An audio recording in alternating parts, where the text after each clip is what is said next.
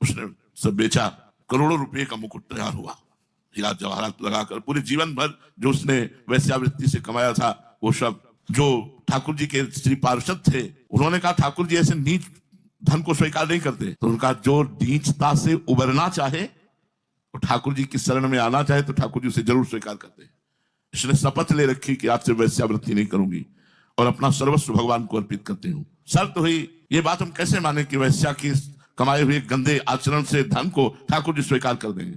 तो संत ने कहा अगर ठाकुर जी सर झुका दें मुकुट पहनने के लिए तो पूरी सभा के सामने तो मान लिया जाएगा कि ठाकुर जी ने इसके धन को स्वीकार कर लिया, और अगर सर न झुकाए तो माना जाएगा ठाकुर जी ने इसे नहीं स्वीकार किया।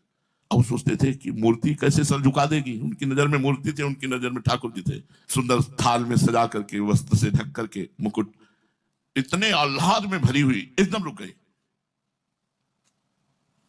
और सर नीचा हो गया, आंसू आ गए, सब भीड़ लगी हुई थी। संत भगवान ने कहा क्या हुआ बेटा?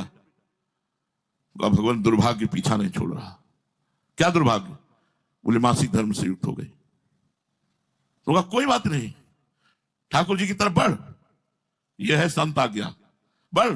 जो ही बड़ी से ठाकुर जी ने ऐसे ऐसे सर झुका दिया, जय जयकार। रजस्वला स्थिति में ठाकुर जी ने मुकुट धारण किया। यदि आज तक किया अब नहीं करूंगा। और फिर वो सारा धन ठाकुर जी की संत सेवा में, भगवत सेवा में, समाज सेवा में लगाकर तो आप निर्विकार होकर भगवान की शरणागति को प्राप्त होकर भगवान को प्राप्त होंगे।